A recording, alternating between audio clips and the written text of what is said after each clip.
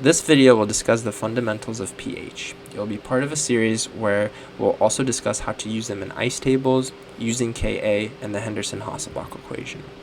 So the purpose of pH is to describe the amount of H+ ions there are in solution.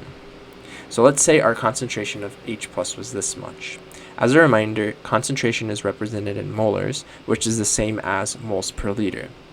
So make sure if you're given the moles of H+, you divide by the liters to get the concentration. Whenever there's a 1 in front for the H+ concentration, the pH as a number is whatever negative value exponent there is on that concentration. So here, it's going to be a pH of 5. So if we decrease the pH by 1, we get a smaller exponent. And since that number is negative, that means that there are more H+ in solution. Specifically, there's going to be 10 times more H+. So if we drop the pH by 1 again, we increase the H+ concentration by 10 times again. The way we go from H+ concentration to the pH in our calculators is by this function called the negative log. So if we take the negative log of 1 times 10 to the negative 3, we get an output of 3. So again, an important thing to know about pH is that when it is increased or decreased by 1, the H+ concentration will increase/decrease by 10 times. So let's say we had this much H+. Since the number in front is 1 over here, we know that our pH is 5 just by looking at the exponent. And this is how the number can also be represented. So if we increase this number by 10, that will give us this number in scientific notation.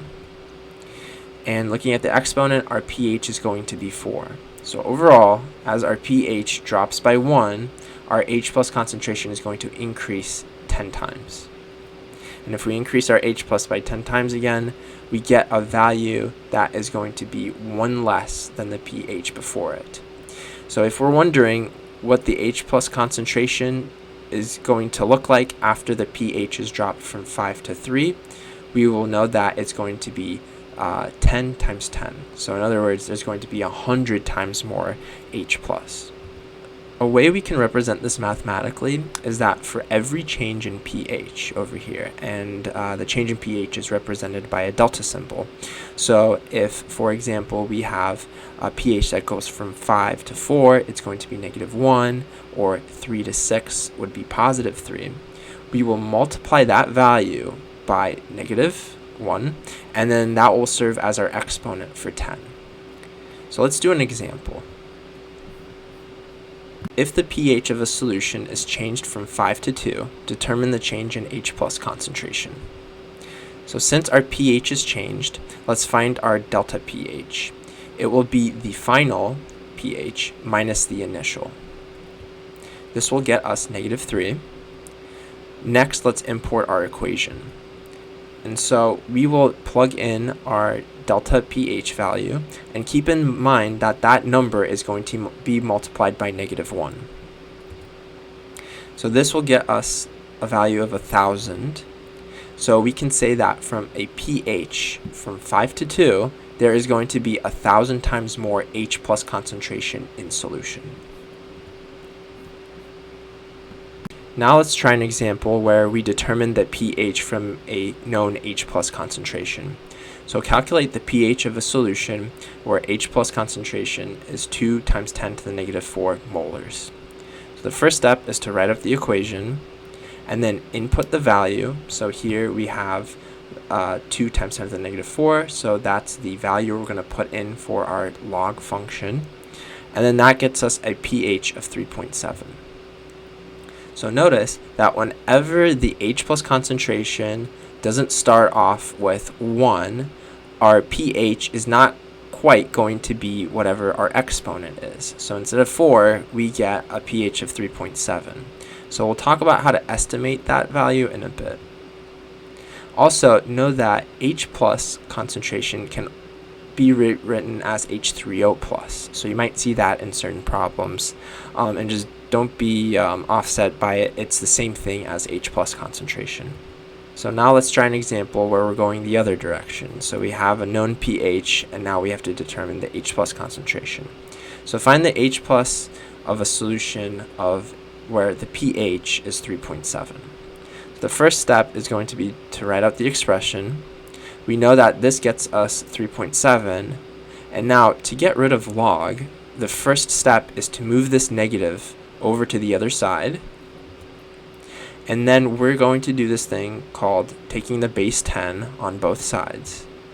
So both, in other words, are going to be raised as exponents of 10. The reason we do that is because this cancels out the log, so all we have to do to figure out the H plus concentration at this point is to find out what 10 to the negative 3.7 is in scientific notation. And then this gets us a value of 2 times 10 to the negative 4 molars. So in some classes or standard exams, you can't use a calculator to find pH, and there's a way to determine it. So when there's a 1 in front of the 10, the solution is pretty simple. As we've talked about before, it's just going to be your exponent. But when the number in front is not a 1, so let's say 1.4, the first step is going to be the same. You're going to take the exponent, but then we also have to subtract by 1/10 of the number in front of the 10. So here, we're going to divide 1.4 by 10. And once we subtract these values, we get our pH. So the real answer for this problem is 3.854 by the calculator. So just know that this technique is not perfect. If you have the option for a calculator, make sure to use it. The final topic I'd like to discuss here is that, like pH, there's also this thing called pOH.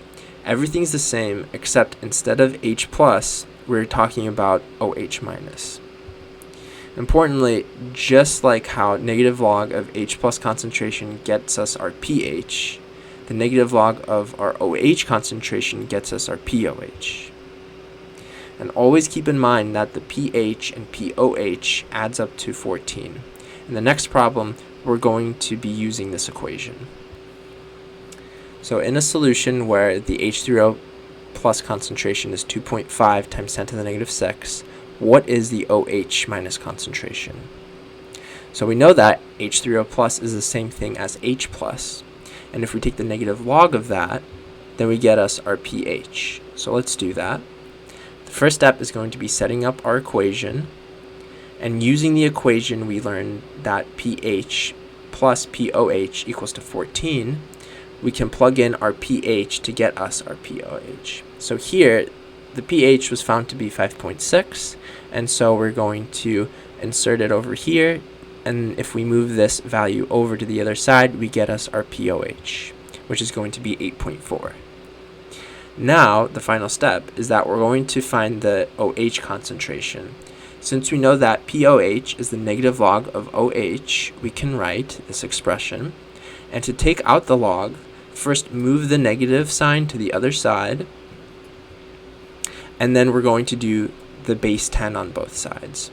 So this is going to cancel out the log, and so all we have to do next is plug in 10 to the negative 8.4 in our calculators, and then this gets us an OH concentration of 4 times 10 to the negative 9 molars.